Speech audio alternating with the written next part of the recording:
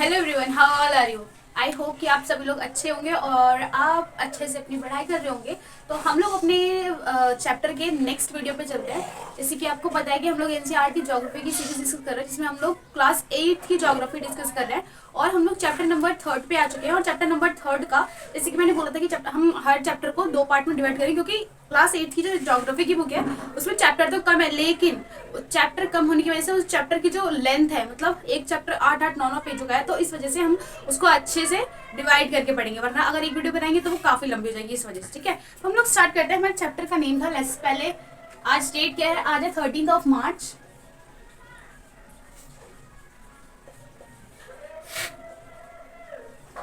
2023। Okay, and हमारा lesson number 3 है minerals and powerful resources.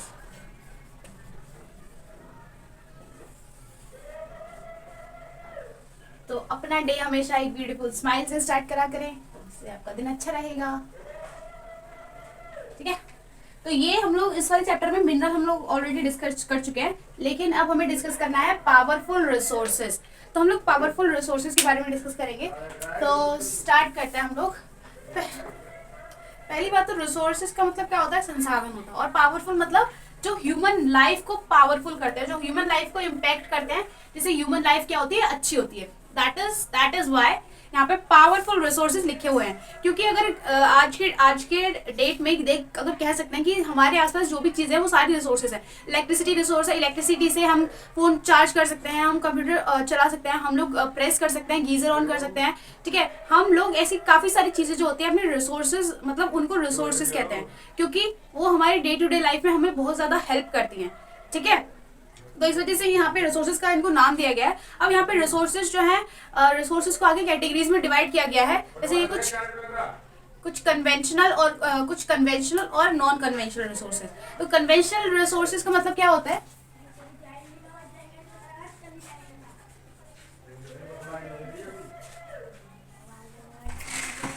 Resources दो तरीके के होते हैं, कन्वेंशनल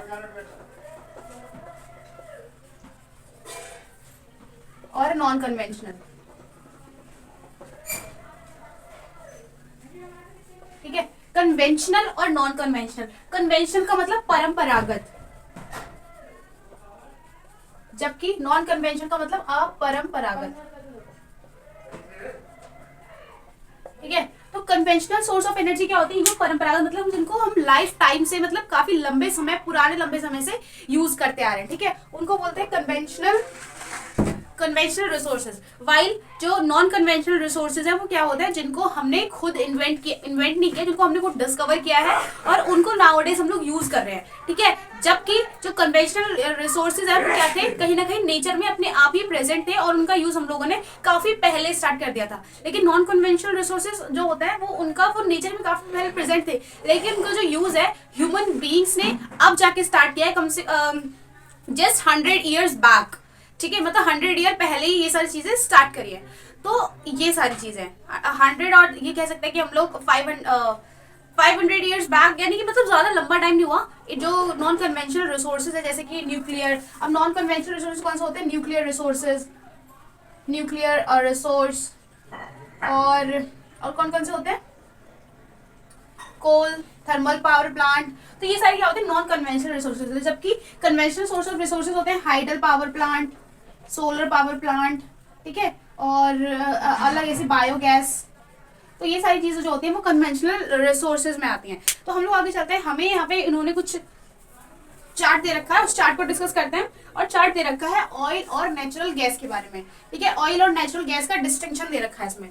तो ऑयल और नेचुरल गैस, सबसे पहले सिमिलैरिटी तो ये है कि दोनों ही हमें नीचे जमीन से मिलती हैं। जब हम माइनिंग करते हैं तब वहां से ऑयल फील्ड्स के साथ साथ नेचुरल गैस भी निकलती है। तो हमें जरूरत ये है कि हम जो हमारी नेचुरल गैस निकलती है, क्योंकि उसकी लीकेज की काफी ज्यादा प्रॉब्लम होती है, इस वजह से सबसे ज्यादा इंपॉर्टेंट चीज ये है कि हम उसकी लीकेज को रोकें। क्योंकि जो गैस होती है उसके जो मॉलिक्यूल्स होते हैं, आपको पता है वो हवा में ऐसे इधर उधर बिखरते रहते हैं। तो हमें उसको रोकने के लिए कुछ ज्यादा टेक्निक्स और कुछ ज्यादा टेक्नोलॉजीज की जरूरत होती है। ठीक है, तो ऑयल और नेचुरल गैस कौन सी होती है, सीएनजी। ठीक है, compressed natural gas, compressed natural gas. तो इसमें क्या होता है, इसमें ना पॉल्यूटेंट्स ज्यादा, इसमें जो जो पोल्यूशन करते हैं वो पॉल्यूटेंट्स ज्यादा नहीं होते। जो पोल्यूशन जो देखा जाए तो कौन कौन से करते हैं, हाइड्रोजन सल्फाइड, नाइट्रोजन, सल्फर, ये सारी जो कार्बन डाइऑक्साइड, ये सारी जो गैसेस वो क्या करती है, कहीं ना कहीं हमारे लिए पोल्यूशन का काम करती हैं। ठीक है, तो ये चीज है। तो अगर हम सीएनजी पे आते हैं, कंप्रेस्ड नेचुरल गैस, यानी कि नेचुरल गैस पे आते हैं, तो क्या होता है, ये पोल्यूशन का जो लेवल है बहुत ही कम होता है, क्योंकि जो जब सीएनजी बर्न होती है तो ये कार्बन डाइऑक्साइड रिलीज नहीं करती है, ये कुछ ऐसे केमिकल रिलीज करती है जो हमारे एनवायरमेंट में इजिली डिस्पोजेबल होते हैं और जो हमारा एनवायरमेंट है उससे इको फ्रेंडली बना रहता है। ठीक है, इस वजह से आजकल क्या हो रहा है, दो चीजों पे ज्यादा फोकस किया जा रहा है, एक तो इलेक्ट्रिक व्हीकल पे, दूसरा सीएनजी व्हीकल पे। ठीक है, क्योंकि ये दोनों व्हीकल ऐसे हैं जो हमारे यहाँ पे कार्बन के एमिशन को और हमारे यहाँ पे पोल्यूशन के लेवल को, बेसिकली कार्बन का ज्यादा एमिशन ही पोल्यूशन कंसीडर किया जाता है, तो उसके लेवल को 2070 तक, क्योंकि हम लोगों ने, हमारी इंडिया ने ये डिटरमाइन किया है कि हम 2070 तक 2070 तक कार्बन एमिशन को बिल्कुल खत्म कर देंगे। ठीक है, यानी कि हमारी जो कंट्री हो जाएगी जीरो कार्बन एमिशन कंट्री बन जाएगी। 2070 तक सोचो हम लोग कहाँ पर होंगे, अभी तो 2023 चल रही है, मतलब कितना ज्यादा लंबा टाइम है, और शायद उस टाइम तक तो हम लोग तो कंकाल बन चुके होंगे जमीन वगैरह में, या फिर मिट्टी बन चुके होंगे, तो ये कह सकते हैं। ठीक है, तब तक हमारे, लेकिन ये अच्छी बात है कि 2070 तक हमारे यहाँ पे जो कार्बन एमिशन है वो जीरो करने की बात की गई है। ठीक है, तो अब हम लोग आगे चलते हैं। इसमें ऑयल और नेचुरल गैस के बारे में दे रखा है। ऑयल और नेचुरल गैस, देखो पहले इसमें डिफरेंस दे रखा है। तो जो ऑयल होता है, पहली बात तो इसकी जो ट्रांसपोर्टेशन कॉस्ट आती है वो बहुत ज्यादा आती है, क्योंकि ऑयल को अगर मान लो, आपको पता है कि जो ऑयल है वो ऑफ शोर में मिलता है। ऑफ शोर यानी कि ऑफ शोर को बताया था मैंने, जैसे ये समुद्र है और ये लैंड वाला एरिया, ये सी है और ये लैंड है। ठीक है, हम लोग जब ऑयल यहाँ से निकालते हैं, मतलब लैंड के पास से लेकिन समुद्र के अंदर से, तब उसको बोलते हैं ऑफ शोर। ठीक है, तो इस वाले एरिया से हमें, आपको पता है कि हम लोगों को ऑयल मिलता है और नेचुरल गैस भी मिलती है, लेकिन ऑयल को ट्रांसपोर्ट करने में ज्यादा ट्रांसपोर्टिंग सिस्टम लगता है, ज्यादा व्हीकल्स का यूज हो जाता है। वाइल जब हम नेचुरल गैस को ट्रांसपोर्ट करते हैं तो सिर्फ वहां पे एक पाइपलाइन लगती है जो इजिली गैस को ट्रांसपोर्ट कर सकती है। और गैस में क्या होता है, मतलब अगर एक बार सिस्टम बना दोगे तो उसमें प्रेशर होता है, लेकिन लिक्विड के जितना प्रेशर नहीं होता, क्योंकि लिक्विड के जो मॉलिक्यूल्स होता है वो हीवी मॉलिक्यूल्स होते हैं गैस के मॉलिक्यूल से। ठीक है, तो ऐसा होता है, तो इसमें ना ट्रांसपोर्टेशन चार्जेस होते हैं वो ऑयल में ज्यादा लगते हैं, जबकि गैस में कम लगते हैं। और जो ऑयल है वो क्या करता है, वो ज्यादा पोल्यूशन प्रोड्यूस करता है, वाइल नेचुरल गैस कम पोल्यूशन प्रोड्यूस करती है। ठीक है, और जो ऑयल है वो ज्यादा, मतलब उसकी जो कॉस्ट होती है, अगर कोई बंदा उसको खरीदने जाता है उसकी कॉस्ट भी बहुत ज्यादा होती है, जबकि सीएनजी जो होती है हमेशा ऑयल से कम रहती है। ठीक है, तो ये सारी चीजें हैं। और जो गैस है वो एक एनवायरमेंट फ्रेंडली है, वाइल जो ऑयल है, जो क्रूड ऑयल है, क्रूड ऑयल से पेट्रोलियम वगैरह बनाते हैं हम लोग, तो उससे क्या होती है, वो हमारे लिए एनवायरमेंट फ्रेंडली नहीं है। तो ये डिफरेंस है। अब इसमें आगे दे रखा है conventional sources of energy. Conventional sources of energy में उन्होंने 3 चीजें दे रखी है। अब कन्वेंशनल मैंने ऑलरेडी बता दिया है क्या होता है। Conventional source of energy, conventional source of energy में उन्होंने 3 चीजें दे रखी हैं अभी फिलहाल में इस सारे पेज में।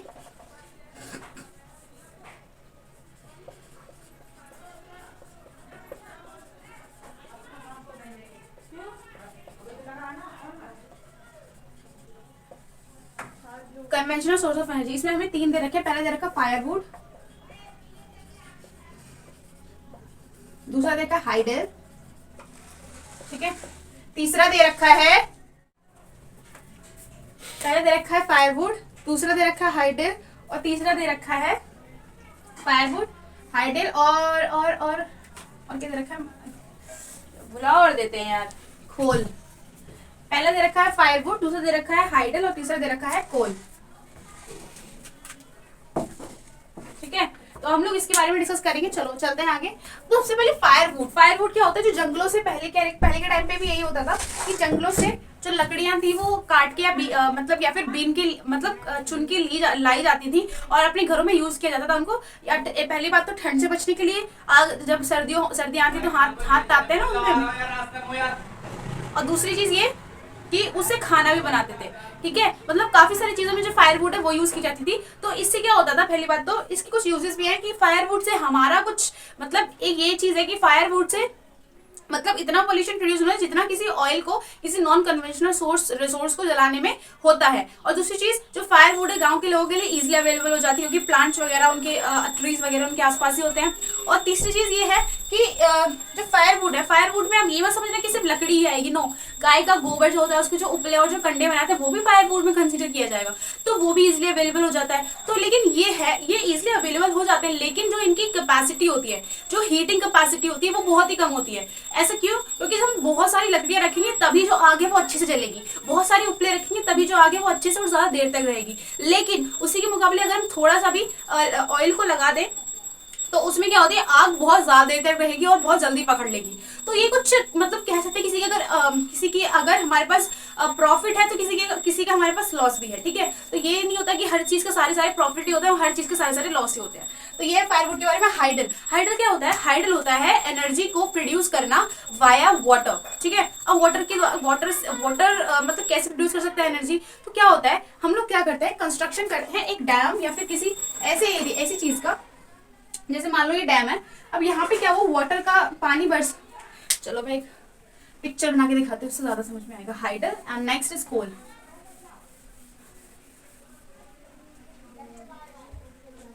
देखो तो क्या हुआ, ये है यहाँ पे हमारा डैम, ठीक है। ये अब यहाँ पे भरा हुआ है पानी इस वाले एरिया में, यहाँ पे रेन जो बारिश होती है वहां का पानी भी है, और पीछे क्या है, हमारा ओशन या फिर कोई रिवर है, ठीक है। अब क्या हुआ, यहाँ पे हमने क्या किया, दो ऐसे करके होल किए, 2-3। अब यहाँ पे हमने सिस्टम लगाया, एक ऐसे करके, यहाँ पे ब्लेड्स होते हैं, इनको बोलते हैं ब्लेड्स या डायनमो। तो अब जब ये पानी इनके अंदर से जाएगा होके ऐसे करके, ठीक है, तो पानी निकलेगा, लेकिन ये क्या होगा, साथ साथ में इसके ब्लेड्स भी घूमेंगे। तो जब ये ब्लेड्स घूमेंगे तो यहाँ पे एक लगा होगा डायनमो। डायनमो क्या करता है, डायनमो करता है मैकेनिकल एनर्जी को इलेक्ट्रिकल एनर्जी में कन्वर्ट करता है। मैकेनिकल एनर्जी मतलब जब किसी चीज की मूवमेंट होती है, that is called mechanical energy. तो वो मैकेनिकल एनर्जी को किस में कन्वर्ट करता है, इलेक्ट्रिकल एनर्जी में। तो यहाँ से भी क्या होता है, हमारी इलेक्ट्रिसिटी प्रोड्यूस होती है। तो ये हाइडल यानी कि वाटर के मूवमेंट की एनर्जी को यूज किया जाता है किसी दूसरी रिसोर्स को प्रोड्यूस करने में, ठीक है। और कोल तो आपको पता है एक नेचुरल रिसोर्स है, लेकिन पहले कोल क्या है बेसिक, तो जो कोला था वो क्या था, बेसिकली एक कह सकते हैं कि लकड़ी जो थी, जो फ्लोरा फोना थी, जो पिछले टाइप मतलब जब उस टाइम की जो वो थी प्लांट्स थे, क्या हुआ, जब उनके ऊपर ज्यादा जब वो धरती के अंदर दब गए तो फिर हमारी धरती माता ने क्या किया, उनके ऊपर ज्यादा प्रेशर डाला और उनके ऊपर टेम्परेचर डाला, तो उसमें वो किस में कन्वर्ट हो गए, वो एक कोयले में कन्वर्ट हो गए, वो एक मिनरल में कन्वर्ट हो गए। तो ये चीज है, ठीक है। तो इस वजह से उनको क्या किया, उनको जब बाद में पता चला कि हाँ ऐसी भी चीजें होती है, फिर उनको यूज किया जाने लगा। जो कोल होती है वो बेसिकली काफी लंबे टाइम से यूज करी जा रही है। तो ये भी जो कोल है इसमें इसको कन्वेंशनल फॉर्म ऑफ एनर्जी में दिखाया गया है। अब हम लोग आगे चलते हैं फॉसिल फ्यूल्स के ऊपर। फॉसिल फ्यूल्स भी यही होते हैं। फॉसिल फ्यूल्स क्या होते हैं, फॉसिल फ्यूल्स लिखते हैं यहाँ पे। फॉसिल फ्यूल्स वही होते हैं जब प्लांट्स या फिर एनिमल्स, इनकी जो डेड बॉडीज होती हैं, जब अर्थ के अंदर बहुत दिनों तक या बहुत ज्यादा लंबे टाइम तक बरीड रहती हैं, दफन हुई रहती हैं, तो क्या होता है, ये जो चीजें होती हैं वो किस में कन्वर्ट हो जाती है, वो किसी दूसरी चीज में कन्वर्ट हो जाती है। तो उनको बोलते हैं फॉसिल फ्यूल। और इनको बनने में काफी लंबा टाइम लगता है, और इनके लिए स्पेसिफिक हीट और स्पेसिफिक टेम्परेचर और स्पेसिफिक प्रेशर अप्लाई किया जाता है, तब वो फॉसिल फ्यूल जाके बनते हैं, ठीक है। और फॉसिल फ्यूल बनते कैसे, कोई भी चीज होती है, अगर जैसे मान लो कोई कुत्ता या फिर कोई भी जानवर मर गया, उसको ऐसे अगर हम खेत के नीचे या फिर मिट्टी के नीचे दफना के आएंगे तो वो तो गल जाता है, वो तो सड़ जाता है। तो फिर ये कैसे बचे, तो ये इसीलिए बचे क्योंकि ये जो थे, ये या तो किसी ऐसी मिट्टी के कॉन्टेक्ट में है जो मिट्टी दलदली थी, या फिर ये ऐसी जगह पे गए जहां का जो टेम्परेचर था और जो प्रेशर था उस टाइम पे उस तरीके से सेट हो रखा होगा कि जो रिसोर्स था वो गल और सड़ नहीं पाया, ठीक है, और वो बन गया डायरेक्ट फॉसिल फ्यूल। तो कुछ ऐसे अर्थ के अंदर कुछ स्पेसिफिक चीज रही होगी जिसकी वजह से ये चीजें हुई, ठीक है। अब हम लोग आगे चलते हैं। इसने दे रखा है कोल। कोल क्या होता है, कोल को पहली बात तो बरिड सनशाइन बोलते हैं। बरिड सनशाइन मतलब दफनाया हुआ सूरज या दफनाई हुई सूरज की किरणें, क्योंकि सूरज क्या करता है, हमेशा हमें रोशनी देता है, हमेशा हमें एनर्जी देता है। तो सूरज के अंदर क्या होता है, फिजन होता है। फिजन मतलब न्यूक्लियर फिजन, उसमें हीलियम करके और हाइड्रोजन करके दो आयंस प्रेजेंट होते हैं, जो एटम्स प्रेजेंट होते हैं। कौन से, हीलियम और हाइड्रोजन, ठीक है। ये दोनों क्या करते रहते हैं, ये दोनों बेसिकली वहां पे तो फ्यूजन होता है। फ्यूजन मतलब जब ये दोनों मॉलिक्यूल्स मिलकर कुछ तीसरा बनाते हैं, लेकिन जो क्या कहते हैं लेकिन हमारे जो न्यूक्लियर पावर प्लांट होते हैं उसमें क्या होता है, न्यूक्लियर फ्यूजन होता है। फ्यूजन मतलब जब एक जो एटम होता है वो टूट के दूसरे जो छोटे छोटे एटम से अपने कन्वर्ट होता है, तो उसको फ्यूजन बोलते हैं। फ्यूजन किसे बोलते हैं, जब दो एटम्स मिलकर तीसरा एटम बनाते हैं, दैट इज कॉल्ड फ्यूजन। ठीक है, तो फ्यूजन किसमें होता है, हमारे सन में होता है, जिससे हमें क्या मिलती है, हमेशा एनर्जी, और हमेशा हमें एक ऐसी फॉर्म ऑफ एनर्जी मिलती है जिसकी वजह से अगर हमारी जो अर्थ है वो जीवित है। अगर ये हमारे हमको सोचो रोज डेली अर्थ जो सन है वो ना मिल पाए तो हमारा जीवन कैसे रहेगा, मतलब हमेशा हम लोगों को ऐसे हमें हमेशा रात में ही रहना पड़ेगा, है ना, हमेशा यहाँ पे ठंडी पड़ती रहेगी दोपहर, और धूप तो कभी आएगी नहीं। तो ये चीजें हैं। तो ये क्या करता है, सन जो होता है हमेशा हमें वाइब्स देता है, हमें हमेशा एनर्जी देता है। और सन की वजह से ही क्या होता है, जो सन अगर ज्यादा ऐसी कंट्रीज में जहाँ पे जो सन होता है, जैसे कि ट्रॉपिकल रीजन में या फिर इक्वेटर वाली लाइन में जहाँ पे सन जो होता है वो ऑलमोस्ट पूरे ईयर के लिए रहता है, तो वहाँ पे जो सोलर पैनल है उनको अटैच किया गया, उनको लगाया गया, उनको स्टैब्लिश किया गया, ताकि वहाँ जो सन की जो वेव्स है, सन की जो एनर्जी है, उनसे क्या किया जाए, इलेक्ट्रिसिटी प्रोड्यूस किया जाए। ठीक है, तो ये चीजें हैं। तो मतलब नेचुरल चीजें जो होती हैं हम लोगों के लिए बहुत ज्यादा हेल्पफुल होती है, हमारी बहुत ज्यादा हेल्प करती है। तो आगे चलते हैं हम लोग। अभी उन्होंने कोल के बारे में देखा कि कोल बेसिकली लार्ज क्वांटिटी में कहाँ पे प्रेजेंट है। जो कोल है वो नॉर्थ एशिया में, जैसे कि चाइना, रशिया और यूएसए में भी, और हमारे यहाँ पे हमारी कंट्री में रानीगंज, बोकारो, झरिया, झारखंड वाले रीजन में ये ज्यादा वहाँ पे हमारे कंट्री में प्रेजेंट होते हैं। ठीक है, अब हम लोग आगे चलते हैं। पेट्रोलियम के बारे में दे रखा है। पेट्रोलियम को, और पेट्रोलियम से जो भी चीज बनी होती है, पेट्रोलियम पता है आपको, पेट्रोलियम की जो कंस्टिट्यूएंट बचते हैं, मतलब पेट्रोलियम से डीजल वगैरह बनाने के बाद जो वेस्ट मटेरियल बनता है उससे क्या बनाई जाती है, उनसे ये क्रीम्स बनाई जाती हैं, उनसे फेयर एंड लवली बनाई जाती है। मतलब मैं स्पेसिफिकली उसी का नाम ले रही, जो जो जो जो जो वेस्ट मटेरियल निकलता है पेट्रोलियम से, तो उससे वैक्स बनाई जाती है, उससे ही जो कॉस्मेटिक चीजें होती हैं वो बनाई जाती हैं, उससे ही लिप बाम, लिपस्टिक, एवरीथिंग जो भी कॉस्मेटिक प्रोडक्ट्स होते हैं वो बनाए जाते हैं। ठीक है, तो ये चीजें हैं, इस वजह से इसको क्या कहते हैं, ब्लैक गोल्ड कहा जाता है, क्योंकि जो पेट्रोलियम की जो चीजें हैं बेसिकली, पहले वो तो काफी चीजों में यूज होती है। पहले तो व्हीकल को चलाने में, दूसरा मतलब एक रिसोर्स के टाइप में, जैसे कि अगर कोल वगैरह या फिर ये जनरेटर वगैरह जब चलता है मैकेनिकल एनर्जी, तो वो किसमें प्रोड्यूस होती है, तो वो इलेक्ट्रिकल एनर्जी प्रोड्यूस करती है। तो ये सारी चीजें, और कॉस्मेटिक को बनाने में यूज किया जाता है। मतलब रिसोर्स जो है, नेचुरल रिसोर्स है, उनका काफी ज्यादा यूज होता है। अब हम लोग चलते हैं आगे। तो जो पेट्रोलियम है बेसिकली कहाँ पे मिलता है, आपको पता है कि जो पेट्रोलियम है वेस्ट एशिया में, मतलब सऊदी अरब वाले रीजन में, और मतलब वेस्ट एशिया में काफी ज्यादा लार्ज क्वांटिटी में मिलता है, और यूएसए में भी है और वेनेजुएला में भी है। ठीक है, वेनेजुएला का मैंने कल आपको पता था कि वेनेजुएला का जो पेट्रोल है उसमें काफी ज्यादा क्वांटिटी में इम्प्योरिटी प्रेजेंट है। इस वजह से अभी जो पेट्रोल है वहाँ का वो कम बिकता है। लेकिन जो वेस्ट एशिया का पेट्रोल है वो उसकी जो क्वालिटी है वो काफी अच्छी, इस वजह से जो वेस्ट एशिया यानी कि Saudi Arabia, Oman, Yemen, Qatar, Doha, इन सारी कंट्रीज से, यूएई, इन सारी कंट्रीज से अभी हम लोग पेट्रोल का या फिर पेट्रोलियम या फिर क्रूड ऑयल का ज्यादातर क्या करते हैं, मार्केटिंग वहीं से होती है। ठीक है, अब हम लोग आगे चलते हैं। नेचुरल गैस आपको पता है क्या होती है। नेचुरल गैस बेसिकली जो सीएनजी वगैरह होती है ये कहाँ से निकलती है, हमारे अर्थ के अंदर से ही निकलती है। ठीक है, तो ये जो चीजें हैं वो ज्यादातर कहाँ पे प्रेजेंट है, नॉर्वे, यूके, ठीक है, नॉर्वे, यूके, रशिया, तो इन सारी कंट्रीज में ये जो नेचुरल गैस है वो ऑटोमेटिकली अपने मतलब ज्यादातर जमीन के अंदर वहीं पे ज्यादा प्रेजेंट है। कुछ स्पेसिफिक चीजें ना कहीं पे वो चीजें स्पेसिफिक हो जाती है, जैसे कि जो साउथ अफ्रीका का अफ्रीकन कॉन्टिनेंट में जो साउथ अफ्रीका कंट्री है उसमें डायमंड और गोल्ड वो उसके लिए फेमस है, क्योंकि वहां पे उन चीजों का डेवलपमेंट हुआ अर्थ के अंदर। लेकिन हमारे यहाँ पे जो छोटा नागपुर वाला प्लेटो है वहां पे हमारे यहाँ पे कोल का प्रोडक्शन हुआ, कोल का फॉर्मेशन ज्यादा हुआ। लेकिन जो धारवाड़ का पठार है जो कर्नाटका में, वहां पे मिनरल बेल्ट ज्यादा मिलती है। मिनरल बेल्ट मतलब copper, manganese, limestone, everything, the material which is the mineral which is carved out from there. ठीक है, तो ये सारी चीजें हैं, तो अलग अलग एरिया में अलग अलग चीजों को प्रोडक्शन होता है। अब हम लोग आगे चलते हैं। हाइडल पावर आपको पता है कि जो वाटर से जो हम लोग चीजें यूज करते हैं, वाटर की एनर्जी से, वाटर की पोटेंशियल एनर्जी से, वाटर की काइनेटिक एनर्जी से जो हम पावर यूज करते हैं और उसको किसी और में कन्वर्ट करते हैं, that is called hydel power. Hydel power हमारे लिए काफी हेल्पफुल है। जो हाइडल पावर होती है बेसिकली एक चीज पे डिपेंड करती है कि मतलब जो सरफेस है वो ऊंचा होना चाहिए तभी वहां पे वर्क करेगी। जैसे कि ज्यादा वर्क करती है नॉर्वे में, स्वीडन में, ठीक है, यूके में। तो जहाँ पे मतलब एक चीज होनी चाहिए कि मतलब जो एरिया है कहीं ऊंचा होना चाहिए और कहीं नीचे होना चाहिए। ऐसे एरिया पे ही जो हाइडल पावर है वो ज्यादातर वर्क करती है, क्योंकि जब एक ऊंचे एरिया में पानी स्टोर होगा तभी तो नीचे एरिया में ढल के आएगा। तो तब जब ढल के आएगा तब वहाँ पे डायनेमो वर्क करेगा, शाफ्ट वर्क करेगा, जब शाफ्ट वर्क करेगा तो इलेक्ट्रिसिटी प्रोड्यूस होगी। तो ये चीजें होती है। ठीक है, अब हम लोग आगे चलते हैं। Non conventional source of energy.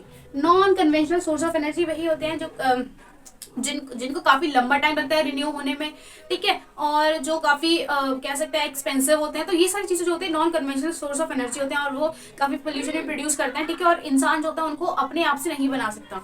तो हम लोग आगे चलते हैं। इसमें सोलर एनर्जी के बारे में दे रखा है, सोलर एनर्जी के एडवांटेज और डिसएडवांटेज के बारे में दे रखा है, फिर न्यूक्लियर एनर्जी, वाइंड एनर्जी।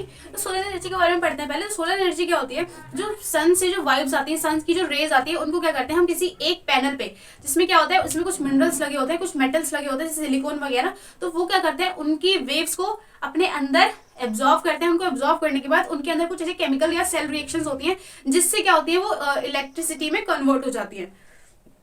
तो हमारे यहाँ पे बेसिकली जो प्राइम मिनिस्टर मोदी जी हैं हमारे, तो उन्होंने हमारे यहाँ पे जो सोलर पैनल है उसको मतलब एस्टैब्लिशमेंट करने के लिए उनका काफी ज्यादा जोर दिया है। हमारे मतलब जो हमारे पीएम है उन्होंने इस चीज पे काफी ज्यादा जोर दिया है। और जो सोलर अलायंस की जो मीटिंग होती है बेसिकली हमारी दिल्ली में भी काफी बार हो चुकी है, हमारी कंट्री में काफी बार हो चुकी है। और जो ये फर्स्ट प्राइम मिनिस्टर थे मोदी जी जिन्होंने सोलर अलायंस पे फिर सोलर पावर पे इतना ज्यादा फोकस कर रखा है, ठीक है। तो ये चीज अच्छी भी है क्योंकि पोल्यूशन तो होते नहीं, लेकिन ये है कि हाँ जब पहली बार इंस्टॉलमेंट करते हैं तो काफी ज्यादा इनका कॉस्ट लगता है, काफी ज्यादा इनमें पैसे दिए जाते हैं, काफी ज्यादा ये पैसे की रिक्वायर रखते हैं। लेकिन हाँ जब इंस्टॉलमेंट हो जाता है तो उसके बाद इनको मतलब किसी वैसी चीज की जरूरत नहीं होती, फिर उसको हम सालों साल तक यूज कर सकते हैं, ठीक है। लेकिन हाँ ये है कि कुछ टाइम बाद फिर इनको थोड़ी रिन्यूमेंट की जरूरत होती है, तो उसके लिए तो थोड़े बहुत पैसे यूज किए ही जाते हैं। तो वो 5-10 साल में जो भी होता है उसको बैटरी वगैरह तो चेंज करनी थी, वो तो करनी ही पड़ती है, ठीक है, क्योंकि सारे रिसोर्स में ऐसा करना पड़ता है। तो हम लोग आगे चलते हैं सोलर एनर्जी के बाद वाइंड एनर्जी। वाइंड एनर्जी क्या होती है, हाँ सोलर एनर्जी बेसिकली मैंने आपको बताया कि कौन से रीजन में प्रेजेंट होती है। जो ट्रॉपिकल रीजन है, जो इक्वेटर वाला रीजन है, वहाँ पे जो सोलर एनर्जी होगी, जो सोलर वेव्स होती है वो ज्यादा प्रेजेंट होती है, वो ज्यादा सोती है, जैसे उन वाले रीजन में जो सोलर पैनल है वो ज्यादा वर्क करता है। हम लोग चलते हैं वाइंड एनर्जी में। तो वाइंड एनर्जी तो आपको पता ही है हमारे यहाँ पे राजस्थान वगैरह एरिया में, कोस्टल एरिया में जो वाइंड है वो काफी ज्यादा पावर में है, काफी ज्यादा स्पीड में चलती है, कहीं कहीं तो 180 किलोमीटर पर आवर की स्पीड से चलती है। तो उनको क्या किया जाता है, उनको जो ब्लेड्स होती हैं, जो वाइंड मिल्स होती हैं, पहले के टाइम पे क्या होता था, जो वाइंड मिल्स होती थी वो मतलब वो इरिगेशन में यूज किए जाते, जैसे कि हवा चलती थी और उसके जैसे ये शाफ्ट बना हुआ है, दिखाती हूँ मैं आपको, देखो जैसे कि ये ब्लेड्स बने हुए हैं ऐसे करके, ठीक है। यहाँ पे एक लंबा सा वो लगा हुआ और यहाँ पे गोल गोल करके ऐसे कुछ बना हुआ और यहाँ पे लगे हुए बाल्टी, ये बाल्टी है, ठीक है। यहाँ पे है वेल यानी कि कुआं। तो जब ये शार्प ब्लेड घूमता है तो बाल्टी क्या होता है, ये नीचे जाती है ऐसे, यहाँ से पानी भर के फिर यहाँ पे फैला के फिर ऐसे ऊपर जाती है, फिर ऐसे करके चलता रहता है, तो उसको बोलते हैं वाइंड मिल। तो इससे क्या होता है बेसिकली हमारा तो कुछ भी खर्च नहीं हो रहा, लेकिन इरिगेशन हो जा रहा है। बस हमने क्या किया, एक बार जो भी इसमें खर्चा आया था उसको लगाने के लिए, इसको इंस्टॉल करने के लिए वो हमने पे कर दिया, बाकी हो गया। तो ये सारी चीजें, तो जो नेचर होती है हमें काफी सारी चीजें प्रोवाइड करती है, ठीक है। और ये सारी चीजें जो होती हैं बेसिकली उन्हीं रीजन में फेमस होती है, उन्हीं रीजन में वर्क कर पाते हैं जहाँ पे जो वाइन की जो स्पीड होती है वो ज्यादा होती है। और स्पीड वाइन की कहाँ पे ज्यादा होगी, जहाँ पे प्लेन एरिया है, क्योंकि अगर वाइन उस एरिया में चलती है जहाँ पे लंबी लंबी बिल्डिंग खड़ी होंगी, लंबी लंबी ये इमारतें वगैरह होती है, तो वहाँ पे स्पीड ऑटोमेटिकली वाइन की कम हो जाएगी, ठीक है। तो कोस्टल रीजन में ज्यादा चलती है और मतलब ऐसे रीजन में जहाँ पे जो घर होते हैं थोड़े नीचे हो, ताकि हवा आराम से पास हो सके।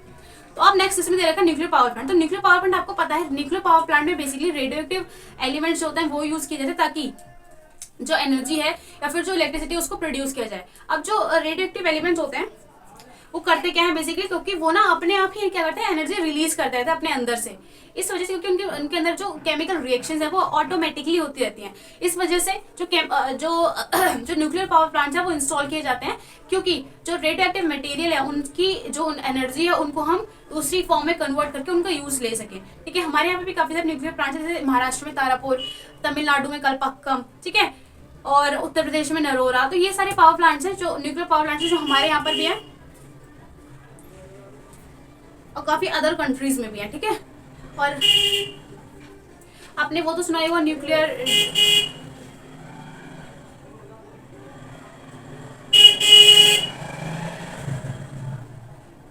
और आपने वो तो सुना ही होगा जो यूक्रेन में चेर्नोबिल रिएक्टर ब्लास्ट हुआ था, ठीक है। तो ऐसी चीजें होती हैं कि ये जो चीजें होती है हार्मफुल भी होती है हमारे लिए। जब ये तो वहां पे क्या हुआ था, मतलब आज तक जहाँ जिस एरिया में ये जो ब्लास्ट हुआ था न्यूक्लियर पावर प्लांट का, आज तक उस एरिया में कोई नहीं रहता, क्योंकि वहाँ जो एलिमेंट्स होते हैं, जो यूरेनियम, थोरियम, ये सारे क्या होते हैं, ये सारे जो एलिमेंट्स होते हैं वो रेडियोएक्टिव एलिमेंट्स होते हैं। तो ये क्या करते हैं कि वो सालों साल तक एनर्जी को रिलीज करते रहते हैं अपने अंदर से। तो ये चीज़ें होती है, ठीक है। अब हम लोग आगे चलते हैं जियोथर्मल एनर्जी। तो जियोथर्मल एनर्जी क्या होती है? जियोथर्मल एनर्जी बेसिकली बहुत ईजी है। जो जियोथर्मल एनर्जी है वो मोस्टली यूएसए में ज़्यादा फाउंड की जाती है। जो जियोथर्मल एनर्जी है वो क्या होती है? बेसिकली अर्थ की खुद की हीट एनर्जी होती है, हीट होती है जो ज़मीन के अंदर से निकलती है। कहीं कहीं पे क्या होता है, जो वाटर, जैसे कि ये अर्थ की सरफेस है और यहाँ पे वाटर है और यहाँ पे जो जियोथर्मल एनर्जी है वो वर्क कर रही है, ठीक है। यानी कि यहाँ पे जो हीट है वो सबसे ज्यादा प्रोड्यूस हो रही है। तो क्या करेगा, जो वाटर है वो यहाँ से क्रैक हुआ अर्थ में और यहाँ से करके निकलता है, ठीक है। इसको बोलते हैं गीजर, नेचुरल गीजर, मतलब कि जो अर्थ की जियोथर्मल एनर्जी है वो यूज हो रही है। जियोथर्मल का मतलब बेसिकली क्या होता है? जियो मतलब अर्थ और थर्मल मतलब हीट, मतलब अर्थ की जो हीट होती है वो अपने आप प्रोड्यूस होती है। क्यों होती है? क्योंकि अर्थ के अंदर भी रेडिएटिव मटेरियल है जो हमेशा वर्क करते थे, हमेशा अपने अंदर से एनर्जी रिलीज करते रहते हैं, और एनर्जी रिलीज करते हैं तो टेम्परेचर बढ़ जाता है। टेम्परेचर बढ़ जाता है तो अर्थ की जो अंदर की जो मटेरियल है वो अपने आप इंक्रीज होने लगता है, और जब वो अपने आप इंक्रीज होने लगेगा तो क्या होगा, वो कहीं ना कहीं सोचेगा कहीं ना कहीं मैं ब्लास्ट हूँ। तो इस वजह से अगर वो वाटर के कॉन्टेक्ट में आ जाता है तो क्या हो जाता है, वहां से गीजर निकलना स्टार्ट हो जाता है। अब हम लोग आते हैं टाइडल एनर्जी पे। टाइडल एनर्जी बहुत आसान है, ये बिल्कुल हाइडल एनर्जी की तरह है बेसिकली, लेकिन थोड़ा सा डिफरेंस है। टाइडल एनर्जी तभी प्रोड्यूस होती है जब जब टाइड्स आते हैं, और आपको पता है दिन में 2 बार टाइड्स आते हैं, दिन में 2 टाइम्स पे टाइड आते हैं। एक रात, सुबह भी आता है शाम को भी आता है, हाँ, दिन में 2 बार टाइड्स आते हैं, एक सुबह और एक शाम को, रात के टाइम पे, ठीक है। तो जो टाइड्स है वो क्या करते हैं, बेसिकली यही किया जाता है वहाँ पे ओशियंस में या फिर ऐसे रीजन में, वहाँ पे जो डायनेमो है वो फिट किया जाता है, या फिर डैम्स बना के ऐसी जगह फिट किया जाता है कि अगर टाइड है, टाइड मैंने बताया आपको क्या होता है, ज्वार भाटा, लंबी लंबी वेव्स होती हैं ओशियंस में, तो उनको टाइड्स बोलते हैं। तो वो क्या करती है, वो शाफ्ट को रोटेट करती है, शाफ्ट के रोटेट होने की वजह से फिर क्या होती है, इलेक्ट्रिसिटी प्रोड्यूस होती है। तो ये क्या होती है, टाइडल एनर्जी होती है। अब चलते हैं नेक्स्ट पे, बायोगैस। बायोगैस क्या होती है? बायोगैस बहुत ही आसान होता है, ये एक सिस्टम होता है। ये क्या करते हैं, अर्थ के अंदर बेसिकली कुछ ऐसे सिस्टम बनाते हैं, कुछ गड्ढा खोलते हैं, उसके बाद जो सारा वेस्ट मटेरियल होता है, जैसे गाय का गोबर, सब्जी के छिलके वगैरह, जो भी ऑर्गेनिक मटेरियल होता है, ऑर्गेनिक मटेरियल मतलब जो कार्बन से ज्यादा प्रोड्यूस होता है, that is called organic material, ठीक है। इसके अंदर कार्बन मोस्टली प्रेजेंट होता है। तो वो क्या करते हैं, इस गड्ढे में भर के फिर उसको ढक देते हैं। फिर उसके बाद जब इसको ढक देते हैं तो यहाँ पे एक पाइपलाइन छोड़ते हैं, पाइपलाइन जो छोड़ते हैं उसको निकाल के अपने घरों में फिर ले जाते हैं। तो इससे क्या होता है, जब यहाँ से जब ये सड़ता है तो इसके अंदर से 2 गैसेस निकलती हैं, उसको बोलते हैं मीथेन गैस, ठीक है, मीथेन गैस और कार्बन डाइऑक्साइड। तो मीथेन गैस और कार्बन डाइऑक्साइड का जो कॉम्बिनेशन है वो क्या करता है, एक एनर्जी के फॉर्म में बाहर निकल कर आता है, और फिर उससे क्या होता है, जो स्टोव वगैरह होते हैं घरों में जलाने के काम आते हैं, ठीक है। स्टोव जो होते हैं बेसिकली यही जो एनर्जी होती है, यही जो गैस होती है जो क्या करती है घरों में वो मतलब कहीं कहीं पे होता है ना कि देखा जाता है कि स्टोव जलाने के लिए गैस का यूज किया जाता है, तो वो यही नेचुरल गैस होती है। तो आई होप ये आपको चैप्टर समझ में आया होगा। और ये सारा सिस्टम जो होता है रूरल एरिया में या फिर गांव वाले एरिया में देखा जाता है। तो अगर आपको चैप्टर समझ आया तो अच्छी बात है। एंड या अगर if you have any comment, any question, you can type in the comment box. And yeah, thank you so much for watching the video. We'll meet in the next video. Till then, bye bye, keep studying, keep growing.